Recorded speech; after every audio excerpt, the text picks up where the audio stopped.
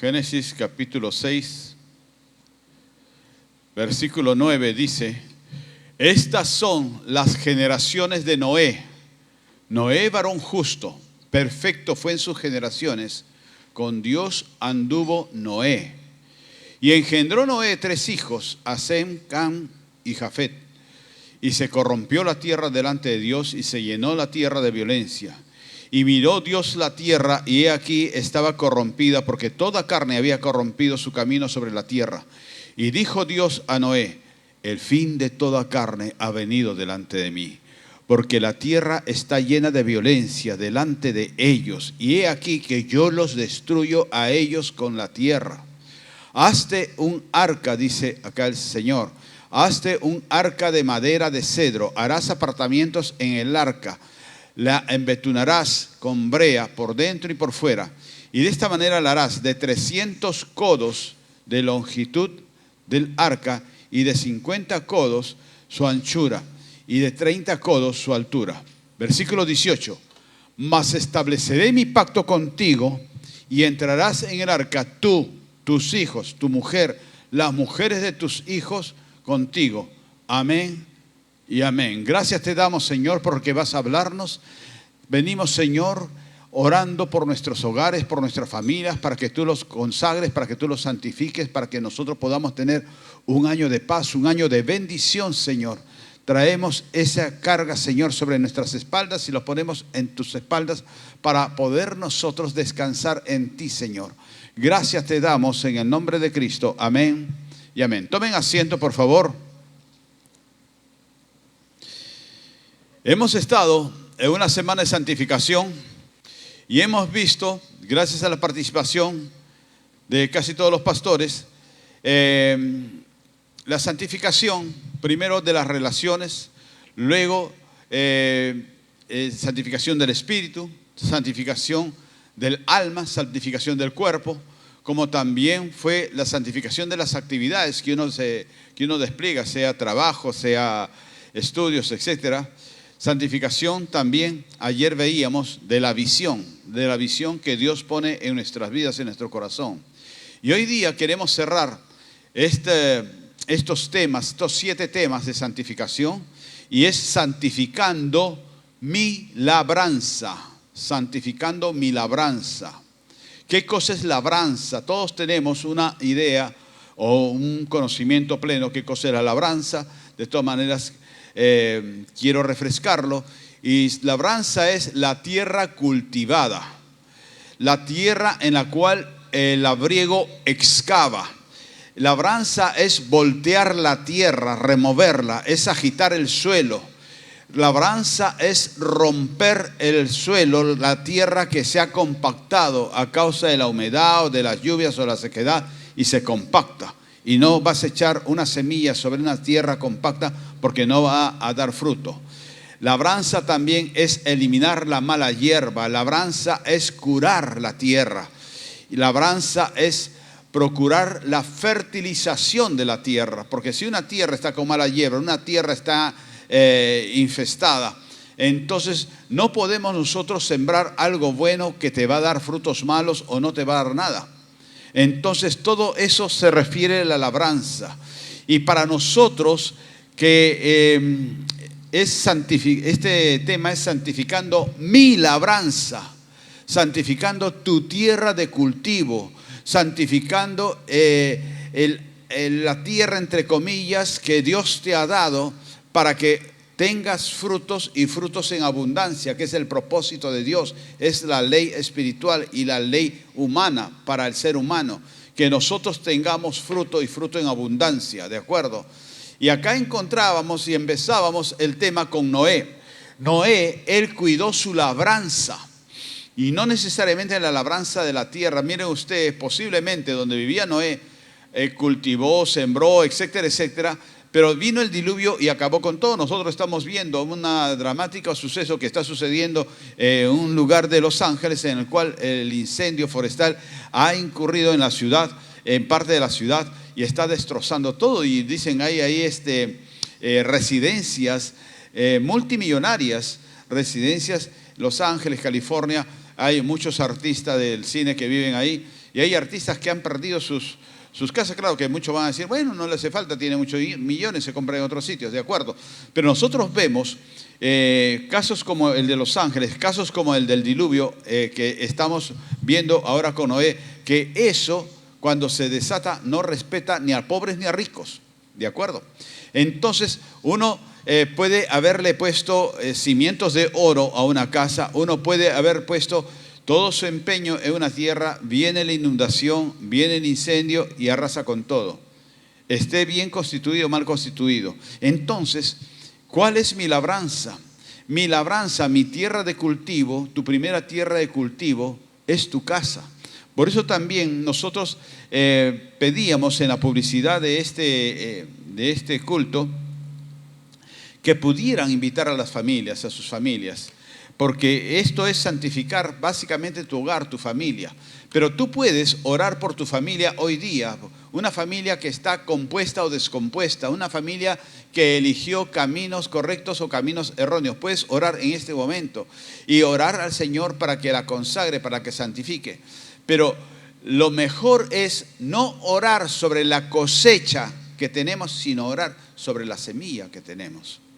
Pero la semilla no podemos ponerla en tierra mala. No, la semilla no podemos nosotros sembrarla en tierra árida o en tierra contaminada o en tierra que se ha resecado y está dura y que no se va a poder abrir un surco, ¿de acuerdo? Entonces, acá encontramos que el Señor en el versículo 18 decía, estableceré mi pacto contigo y entrarás en el arca, tú, tus hijos, tu mujer y las mujeres de tus hijos contigo. Estamos viendo que ya los hijos de Noé tenían sus familias. Noé era muy avanzado en años, de acuerdo lo dice la Escritura. Y sus hijos también, por supuesto, deberían tener buenos años. O sea, miren ustedes que no eran unos niños, no eran unos adolescentes, no eran unos jóvenes, ya eran unos hombres, por decirlo, hechos y derechos. Pero sin embargo, cuando Dios le habló a Noé que preparara un arca, y dice que debía tener de largo 300 codos. 300 codos viene a ser como 150 metros, ¿de acuerdo? O sea, era una nave grande con mucha altura y mucha capacidad. Y Dios le dice a Noé, el Señor no buscó el consenso de la familia. A ver, muchachos o hombres, quienes se van a unir a su padre para hacer esto que le estoy comisionando. No hizo eso el Señor. Buscó una cabeza. ¿Quién? A Noé, varón justo delante de Dios. Y Dios andaba con Noé, dice. Entonces, aquí nosotros debemos entender el respeto de los hijos hacia los padres y el respeto que los padres deben de enseñar a los hijos a que le tienen que rendir. Nosotros, conforme avanzan los tiempos, muchas veces se ha perdido eso. Antes quizás en las familias había sí ese sentido de respeto hacia los padres, pero conforme ha avanzado el tiempo, aquello se ha ido perdiendo. Y muchas veces nosotros los padres hemos contribuido a que se pierda, por consentir a los hijos, por acceder, es que está chiquito, es que está chiquita, es que todavía es adolescente, es que todavía es joven, y por acceder a muchas cosas en las cuales los chicos no aprenden a respetar la casa, a respetar la palabra de los padres, a respetar la orden de los padres. Por supuesto también la palabra de Dios nos enseña que los padres no deben de mover a ira a sus hijos, que los padres tienen que ser justos también con sus hijos, ¿de acuerdo? No abusar en ese aspecto. Pero nosotros debemos aprender a honrar a los padres y a obedecerlos mientras los tengamos cerca, ¿de acuerdo? Y así es que nosotros vamos a ser removidos. Cuando nosotros encontramos que para Noé, como para muchos padres, quizás no haya sido fácil. Pero sin embargo, la obra faraónica que el Señor le manda a un solo hombre, a Noé, solamente iban a contribuir con él 3 hombres, sus hijos, los únicos. Las mujeres de sus hijos, la mujer de Noé posiblemente con los alimentos, qué sé yo, pero físicamente los hijos de Noé. Y eso, los hijos le obedecieron al padre.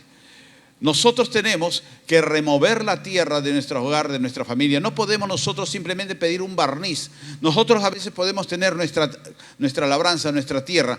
Podemos tenerla en mi casa, por ejemplo, hay un jardín. A mi esposa le gusta mucho el jardín, le gustan las flores, etcétera, etcétera. Pero a veces cuando la hierba del gras, del jardín, está crecida, tú lo ves verde por encima. Pero cuando viene el jardinero y la poda, la corta, ves que abajo está amarilla porque ha estado seca, porque no ha sido regada debidamente. ¿De acuerdo? Lo mismo también, uno muchas veces puede estar verde, entre comillas, por encima, puede estar vistoso como fue la higuera que encontró Jesús, que tenía mucho follaje, mucho verdor, pero no tenía fruto. Y a veces uno quiere eso. Un barniz para nuestra casa, para nuestro hogar, para mostrarnos como una familia comprometida con el Señor, comprometida con la iglesia, y comenzar a empujar a veces a los hijos para aparentar algo. Pero las raíces están secas y nosotros tenemos que mover en la labranza, tenemos que remover esa tierra para enseñarle a nuestros hijos de corazón. No enseñarles que obedezcan por ley, como quizás en la otrora iglesia religiosa nos enseñaban, que teníamos que ir el domingo a misa para que nos pusieran el sello, porque si no en el colegio nos llamaba la atención, nos ponían nota roja en el curso de religión. Sino, como ustedes, venir a un servicio porque sabemos que este es el día del Señor. Cuando nosotros convocamos a estos cultos unidos para todas las iglesias, sus pastores les dicen, vamos, y ustedes vienen, y eso es bueno. Y no es porque ellos sean dictadores, sino porque ellos saben que les conviene a ustedes venir y estar unidos todas las iglesias, la de Trujillo, la Esperanza de Trujillo, estar todos unidos y ser un solo puño, que es lo agradable al Señor. Cuando nosotros somos obedientes a la palabra del Señor a través de la cabeza que Dios puso sobre nosotros, pastor, líder, nosotros estamos permitiendo poder romper la tierra, poder romper la sequedad de nuestra necedad, de nuestra tosudez, de nuestra forma de decir, no, a mí no me va a decir nadie lo que yo tengo que hacer, y yo lo hago a mi manera, y yo soy creyente a mi manera. No es a tu manera, esa es la manera del Señor que lo plasmó en este manual de vida para nosotros, que es su palabra.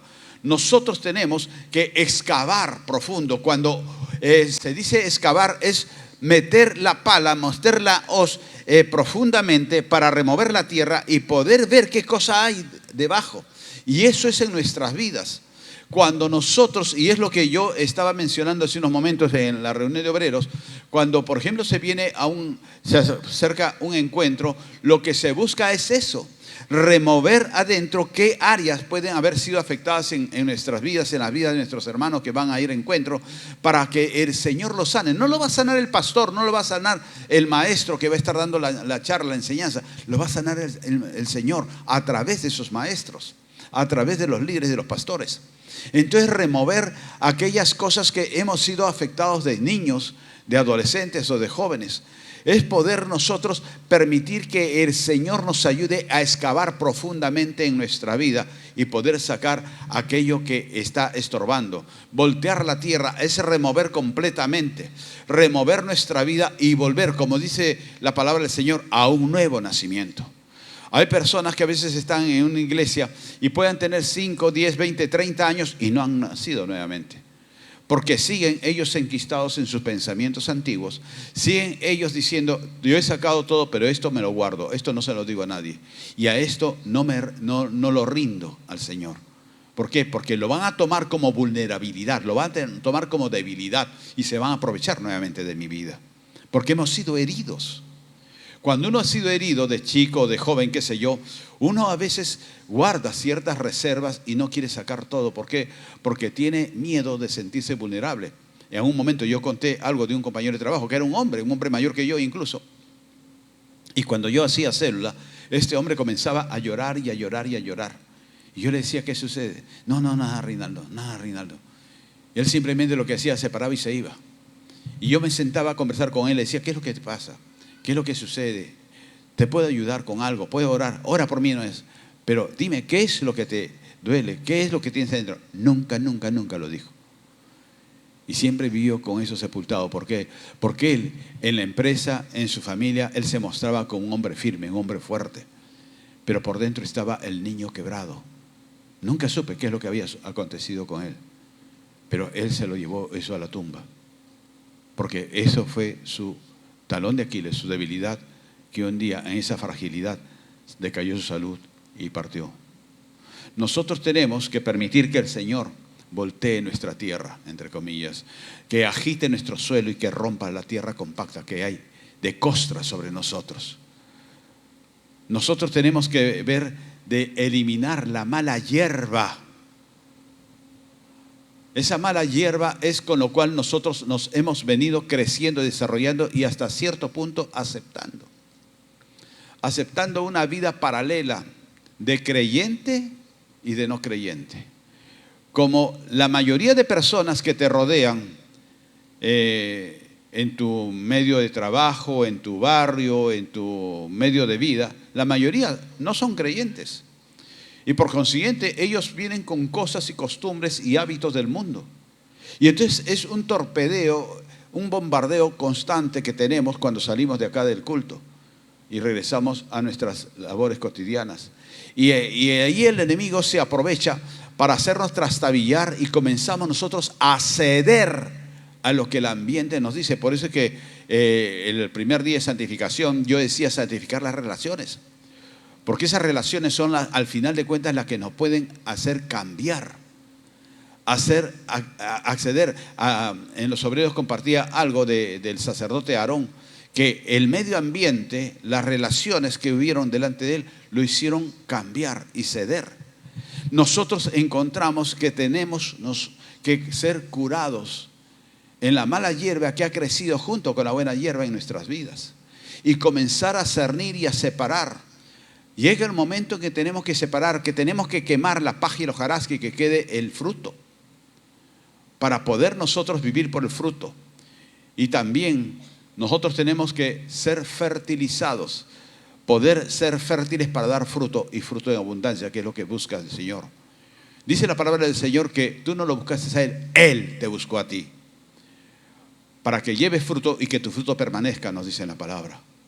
Y eso es lo que nosotros tenemos que apuntar, a dar fruto y fruto de bien, y que ese fruto permanezca. No puede ser que en el culto o en la célula seamos uno, y en nuestra casa, con nuestra pareja, con nuestros hijos, o con nuestros padres, o con nuestros compañeros de trabajo o estudio, seamos otros. Tenemos nosotros que ser firmes en nuestra vida.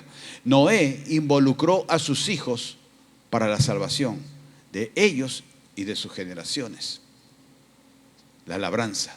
La labranza de Noé no se ciñeron en Sem, en Cam y Jafet, no, sino la labranza de Noé se extendió por generaciones hasta Abraham, Isaac, Jacob y hasta nuestros días. Y no tenían todavía la tierra prometida. La tierra prometida iba a venir para Abraham, a través de Abraham. Pero Noé se dejó usar por Dios y Dios andaba con Noé. Porque Noé, desde esos tiempos, él involucró a sus hijos. Y sus hijos aprendieron de él, del testimonio de él. Nosotros encontramos al otro anciano y patriarca, Abraham, el padre de la fe, pero que él supo creer y supo esperar.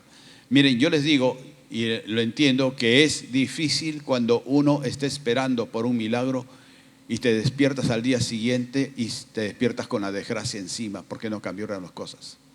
Y clamas y oras y lloras de día, de noche, de madrugada, y te quieres abrochar de la esperanza o la poca esperanza que se te va quedando porque se te está rasgando la fe. Y dices, mañana va a ser diferente. Y te despiertes y sigue igual. La fe comienza a agonizar porque la esperanza se pierde, se muere y te sume el desánimo. Pero Abraham, él supo esperar por la promesa del Padre, que le dijo que iba a tener generaciones, familias, y esperó por 25 años. Multiplícalo por 365 días. 25 años esperando el hijo de la promesa. Y llegó. Fue difícil, sí, pero en él primero tenía que ser descompactada la tierra, revuelta, cernida, quemada la mala hierba que trajo de Harán o de sus padres, y volver a ser una nueva criatura, volver a nacer. Josué es admirable en todos los sentidos. También en Obreros estaba compartiendo algo de Josué y es admirable, porque Josué, él supo ser definido con el Señor y él se sujetaba en obediencia a su líder Moisés. Y aun cuando ya no estaba Moisés, se sujetó a la visión que Dios le puso a Moisés. Él no dijo, bueno, ya se acabó Moisés, ya no hay líder.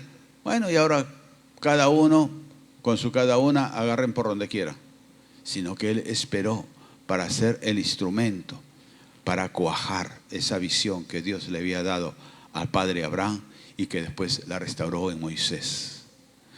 Nosotros encontramos, por decirlo así, 3 líderes, Noé, Abraham y Josué, que ellos supieron dejarse remover la tierra en sí mismos, volver a nacer y ser tierra nueva para poder ser tierra fértil. Y esa tierra fértil hasta nuestros días se sigue extendiendo en Israel, en la nación de Israel. Porque a causa de estos patriarcas de Noé, de Abraham, de Moisés, de Josué, etcétera, de Isaac, etcétera, de esos patriarcas que supieron dejarse trabajar por Dios. Fue difícil, muy difícil. Fue duro, muy duro. Agonizante, sí. Pero ellos le creyeron primero a Dios y esperaban en fe. Miren ustedes la diferencia. Y espero que nosotros no califiquemos para estos padres que les voy a decir. Porque también uno a veces por ser generoso, consentidor o engreidor de los padres erramos. Nosotros encontramos a un padre que era sumo sacerdote del Altísimo Jehová de los ejércitos, que era hermano mayor del líder libertador que fue esperado por siglos de Moisés. Estoy hablando de Aarón. Aarón pertenecía a una estirpe que se instauraba con él de sacerdocios. Y él tuvo 2 hijos, Nadab y Abiú. Y estos hijos, por herencia, por decir así, le correspondía también el sacerdocio. Y ellos eran sacerdotes. Pero sin embargo, ellos no tenían el corazón como Moisés ni como Aarón. Y ellos llegó un momento que presentaron fuego extraño, dice en Levítico capítulo 10, y el Señor los fulminó a ellos. Quizás Aarón fue muy magnánimo, quizás Aarón fue muy débil, quizás Aarón fue muy flexible. En otros momentos de la historia que toca a Aarón se muestra, pero trajo desgracia sobre la labranza que estaba haciendo Aarón. Nosotros encontramos también al hijo de un hombre anciano llamado Manoa. Y este está en el libro de Jueces en el capítulo 13. Y Manoa vino a ser el padre de Sansón, un hombre separado para Dios, un hombre con una posición dentro del reino de Dios en la tierra, llamado los nazareos, no nazareno, nazareos. El nazareato era un tipo de sacerdocio separado para el culto del Señor, separado para darle lo mejor al Señor. Y sin embargo, nosotros encontramos que este Sansón, el hijo, se ensoberbeció quizás por la fortaleza física que tenía, se ensoberbeció por pertenecer a la tribu de Dan, no se sabe, pero él se llenó de tanto orgullo que se sintió que él era el fuerte, que él era el poderoso. Y él comenzó a hacer cosas que no le eran permitidas a un nazareo. Y él incluso la primera vez baja a un lugar que era de filisteos, Timnat, y él ve una mujer, se enamora y le dice a los padres: yo quiero esa mujer, quiero que ustedes me la reclamen como esposa. Y los padres le dijeron: no, hijo, ¿cómo vas a hacer esto? Tú no puedes tener, nos enseñan las escrituras que no puedes tú unirte en yugo desigual, no puedes tú unirte con personas de otro credo, de otra tribu. Yo quiero a mujer. Y los padres accedieron. Este Sansón fue cayendo poco a poco hasta perder los ojos, perder la vida, perder el llamado. ¿Quién tuvo la culpa? Los padres. por acceder. Y quiero terminar con otro sacerdote. En 1 Samuel capítulo 2, los hijos del sacerdote Elí. Y miren que Elí no era cualquier cosa. Tanto así que el Señor hace el llamado a Samuel, al profeta Samuel, y le habla a los padres de Samuel para que lo lleven a Samuelito pequeño, que vaya a ser capacitado, preparado y que tenga como su mentor y su tutor al sacerdote Elí. Por eso Elí no era un hombre sucio ante el Señor. Elí no era un hombre malo ante el Señor, era un hombre que el Señor lo usaba, pero sin embargo él no tuvo el carácter para poner a sus hijos donde tenía que ser. Y les vuelvo a repetir, el sacerdocio en esos tiempos era hereditario, y por consiguiente Elí sabía: yo soy el sacerdote y mis hijos también son sacerdotes. Entonces yo como anciano un día voy a fallecer y ellos se van a quedar a cargo del sacerdocio. Y él era consciente de todas las cosas malas que hacían los hijos. Y él le decía: hijos, ¿por qué hacen eso? No deben ser así. Pero no puso mano firme.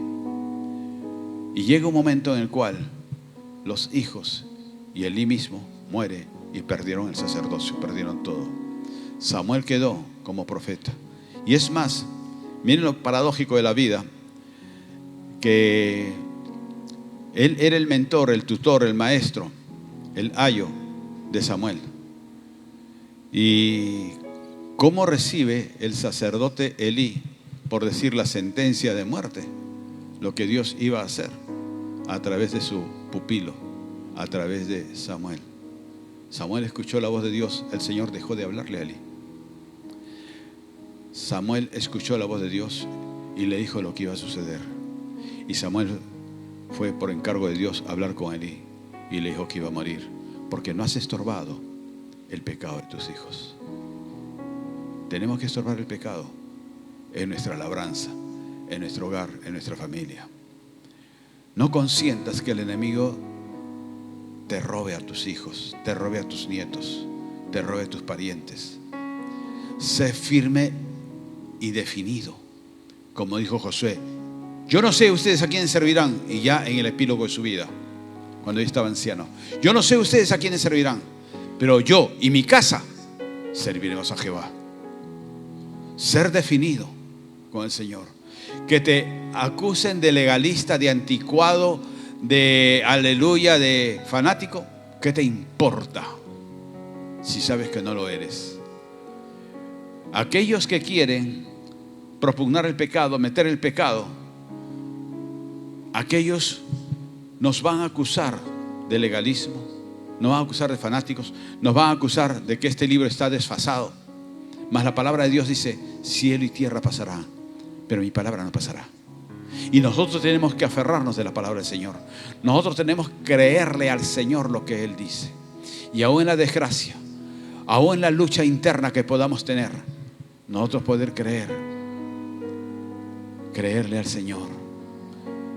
Quizás con el esfuerzo de último aliento que puedas tener para Dios, decirle: Espíritu Santo, ayúdame, porque ya no doy más. Porque de ti depende un hogar, una familia, generaciones, hijos y los hijos de tus hijos. Que un día tus hijos, un día tus nietos digan: en este templo servía a mi abuelo, servía a mi bisabuelo, servía al Señor. Y no que digan avergonzados: en este templo mi abuelo, mi abuela se evadía de servir al Señor con 1000 pretextos. Yo no lo voy a hacer. Seamos diferentes para Dios. Pedirle al Señor que santifique nuestra labranza, que nos dé la sabiduría del labriego sobrenatural para remover nuestros escombros, para remover nuestra tierra, para preparar la tierra, para que el Señor con su palabra sea la semilla que va a germinar y dar fruto al 100 por 1. Y que esos frutos podamos verlos en nuestros hijos y los hijos de nuestros hijos. Son tiempos en los cuales el enemigo quiere tragarse las generaciones venideras. Y está de ti la generación actual que estamos hoy día pisando este lugar, si se lo consentimos o no. Los adolescentes que están viniendo domingo a domingo, no para jugar, sino para aprender a hacer una vida diferente. No para juzgar a tus padres o a tu madre que se equivocaron, sino para aprender de sus errores, para no caer en ellos y no superarlos a ellos, no sentirnos superiores a ellos, pero sí superarnos a nosotros mismos en los conceptos y en las ideas, de poder ser una generación de adolescentes, de jóvenes, de niños, aún de adultos, con una visión diferente. Te sirvo, Señor, porque yo y mi casa serviremos a ti, Señor. Dale un aplauso al Señor, ponte de pie. Gracias, Espíritu Santo. Gracias te damos, Señor, porque queremos poner delante tuyo nuestra labranza, nuestro campo fértil o estéril que hemos traído, Señor, ante ti. Nuestros hogares, nuestras familias, Señor, en las cuales muchas veces no han querido de ti, no han recibido de ti, o se han burlado algunos familiares de mí. Pero hoy día lo pongo ante ti, Señor. Gracias, Espíritu Santo. Queremos adorarte y queremos bendecirte en esta mañana.